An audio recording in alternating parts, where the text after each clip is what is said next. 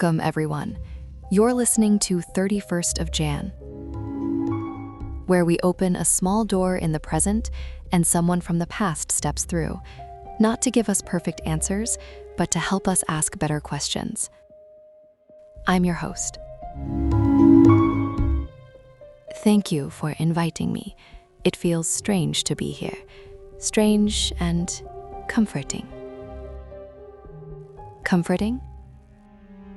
Yes, because the room sounds familiar. A calm voice, a careful listener, a place where people try to understand. In my time, we didn't always have that. Tonight, we're holding two moments in our hands. Baltimore, 1904, when a city's heart burned. And Switzerland, 1971, when a country's democracy finally opened fully at the federal level. But I don't want this to feel like a textbook. I want it to feel like a life. So, who are you? You may call me Elise. I'm from Switzerland.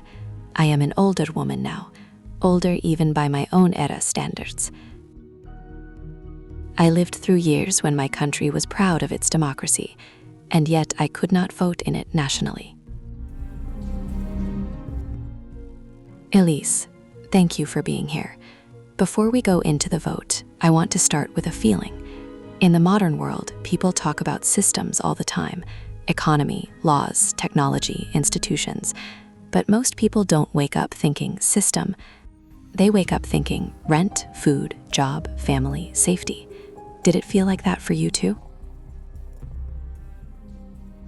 Yes, people think history is made by speeches.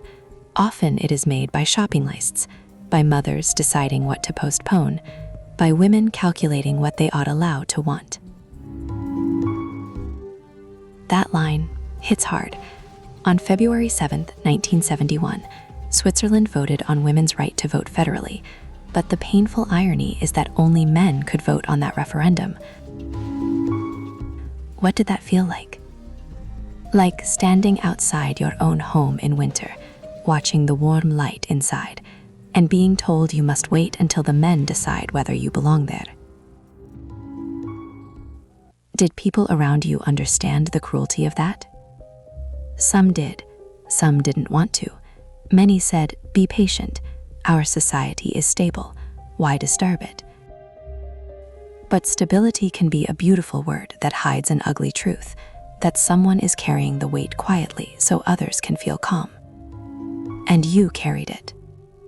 We carried it, quietly, for decades, and not always quietly either. There were meetings, letters, arguments at kitchen tables, women being laughed at, women being warned not to break the peace. But peace that depends on silence is not peace. It is control with softer hands. Let's connect this to the other February 7th, Baltimore, 1904, a city fire that became so huge it took entire blocks. Firefighters came from other cities to help, but some of their hoses couldn't connect to Baltimore's hydrants. The will to help was there, but the system wasn't built for cooperation. When you hear that story, what do you think? I think the world loves to celebrate bravery, but bravery is not enough if the doors don't open. That's the system gap. Yes, in Baltimore, a small technical mismatch becomes a giant tragedy. In Switzerland, a cultural mismatch, an outdated idea about women, becomes a long delay in justice. Different disasters, same shape. Same shape. That's powerful, because right now in the present, people feel tension everywhere. Economies tightening, cultural fights, trust breaking, and many people feel helpless. Like no matter how good they are, the system is too heavy. Did you ever feel that? Often, especially when the answer from leaders was always later. Later becomes a prison if it never arrives. So what changed? What finally made 1971 happen?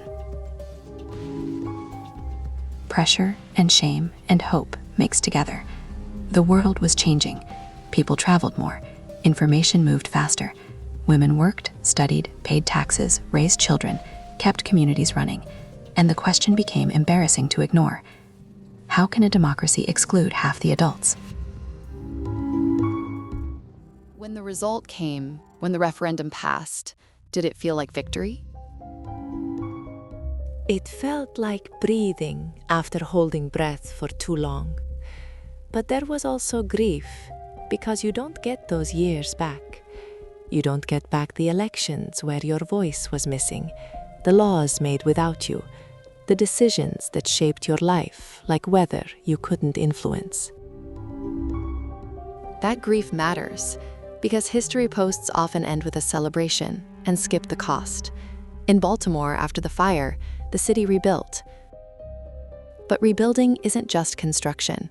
It's trauma, jobs lost, families disrupted. And in Switzerland, voting rights came, but the delay left scars. Yes, people think reform is a clean line, but reform is more like stitching, necessary, healing, and still a reminder that there was a wound. If we bring these two stories together, fire and vote, what is the lesson you want someone in the present to feel, not just understand? That society is protected in two ways. One is physical, fires, floods, disasters. The other is civic, rights, dignity, belonging. If you ignore either one, your advanced society is just a beautiful house with weak foundations. And collective action is the repair. Yes, collective action is ordinary people refusing to leave the system broken. Firefighters crossing city lines, women crossing generations. People pushing, connecting, insisting that the parts must fit because lives depend on it. I want to ask you something personal. In your time, did you ever doubt the effort? Did you ever feel tired of pushing? Of course. There were days I wanted to disappear into my own life, to stop arguing, to stop hoping. But then I would see a younger woman, my niece, my neighbor, looking at the world with questions in her eyes. And I thought, if I stay quiet, I teach her to stay quiet too. And that felt heavier than the struggle. That's the human core right there.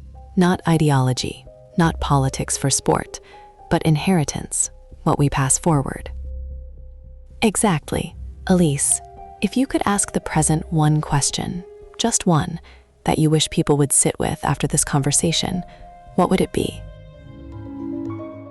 I would ask, when the next crisis comes, fire, money, fear, conflict, will your systems protect everyone, or only those who already fit the design? That question lands because it doesn't blame bad people. It asks about the structure we accept, the small mismatches we ignore, the silent exclusions we call normal. And it asks whether you will wait for disaster to fix them.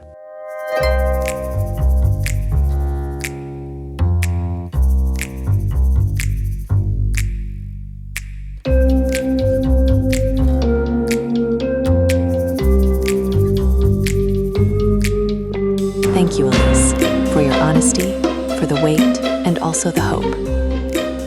Thank you for listening like it matters.